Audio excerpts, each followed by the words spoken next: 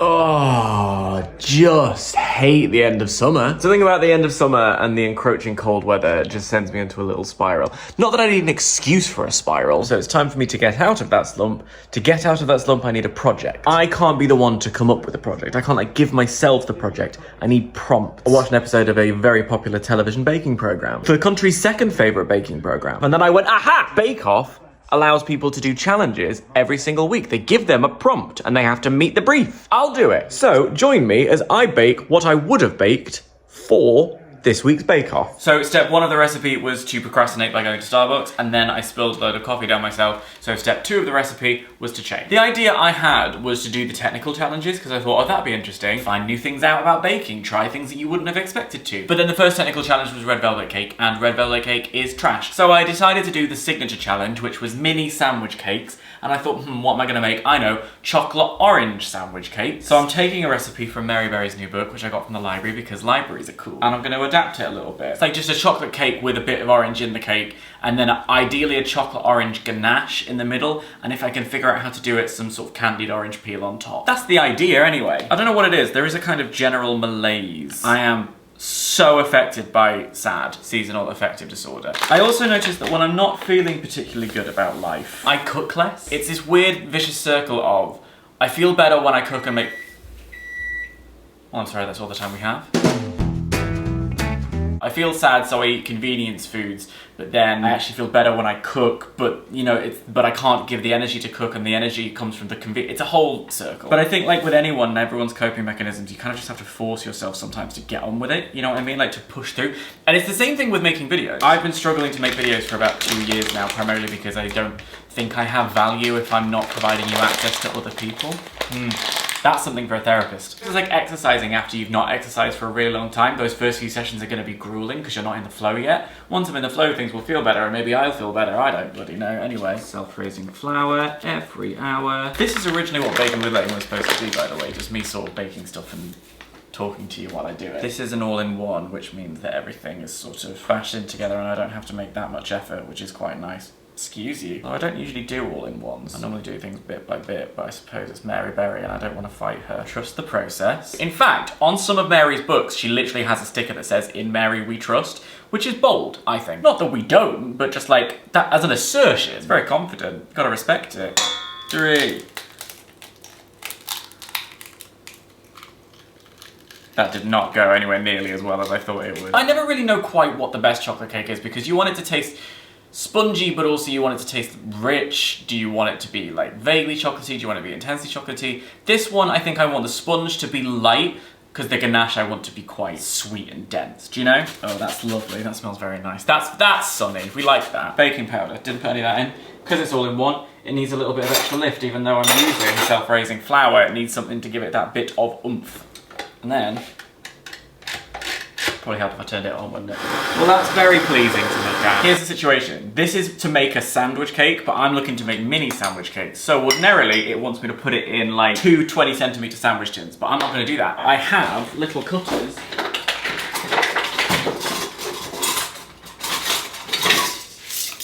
And if I'm gonna make mini sandwich cakes, I'm gonna want to have as big a surface area as possible. I'm just gonna figure out what tin to use. Not you, not you, not you, certainly not you.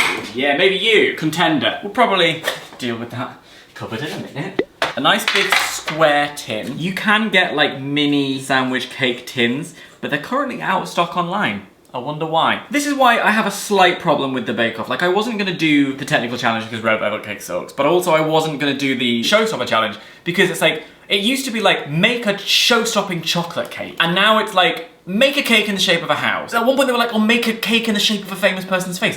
That's not interesting. It's like the great British cake decorating off. There is something to be said for keeping it simple stupid. I hope this rises, I really do. And I'm attempting a little divot in the middle because the middle is the bit that rises most. I want it to become a little bit even, you know? 160 fan, 25 to 30 minutes, but because I'm doing it all in one, I'm gonna try to leave it in for a little bit longer. Wish it luck. Yeah, that's really good. Oh my god. Yeah, okay, I'm gonna spend some time with this. I'll make the ganache in a minute. Yeah, I'm coming. Oh, okay. You've done exactly what I wanted you to do. You've risen in a very nice way. I'm not mad about it. If it were two smaller sandwich tins, they'd be about 20 to 25 minutes. But because it's one big one, I've sort of doubled that time to let the middle cook as well.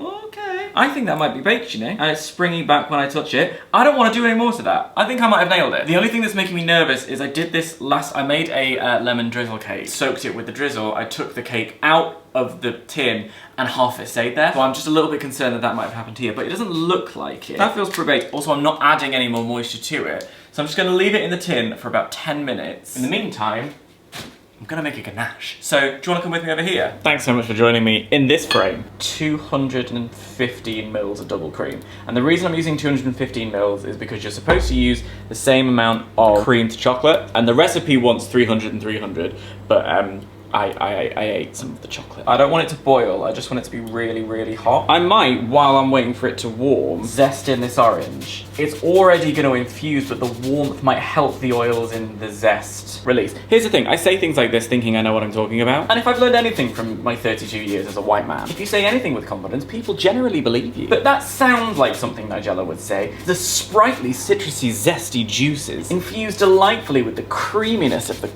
cream. She's better at this than me. Yeah, and also, but there, it's starting to, yeah, okay, great. Heat immediately off, and then in with the chocolate, which will bring the heat of the cream down, stop it from boiling, but the heat of the cream will instantly start melting the chocolate. Usually when you bake with dark chocolate, they're like no less than 70% cocoa solids. When you make a ganache, I believe if you use particularly high percentages of cocoa solids, it will split. And you don't want that. Is this an instructional video?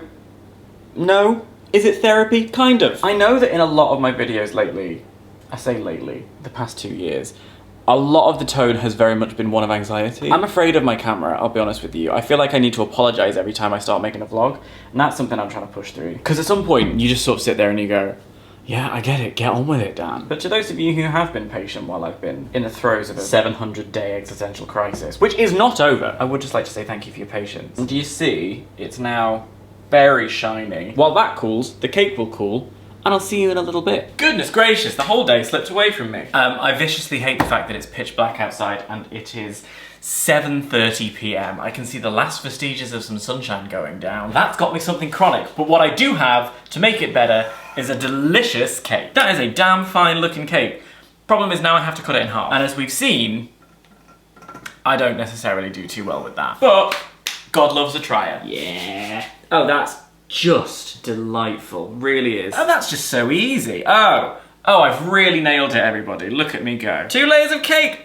Oh, I'm so proud. Look at that. Isn't that good? I feel so crafty. I really do. Normally when I bake, I make absolutely zero effort for presentation. I know that might come as a shock to you. I am just gonna do a little trimmage, try and even them out a little bit. Very inventive of me, if I do say so myself. Oh, I'm just so thrilled with myself. I really am. So what I've got here are 9 little cakes. I actually feel quite emotional about this. This has gone well, and I don't know that I expected it to go well when I woke up this morning, and I don't want to talk about it. Let's not count our chickens though, I still have to ice the fuckers. So this is my ganache. I won't lie to you, it's like, oh my god. Smear like a tablespoon or so of that there, take a lid, and just sort of sandwich, and then do another ganache on top. And I could make some crystallized orange peel, but I can't be asked. And instead, I'll just say, I think this is a successful bake! I think I've done very well. Right,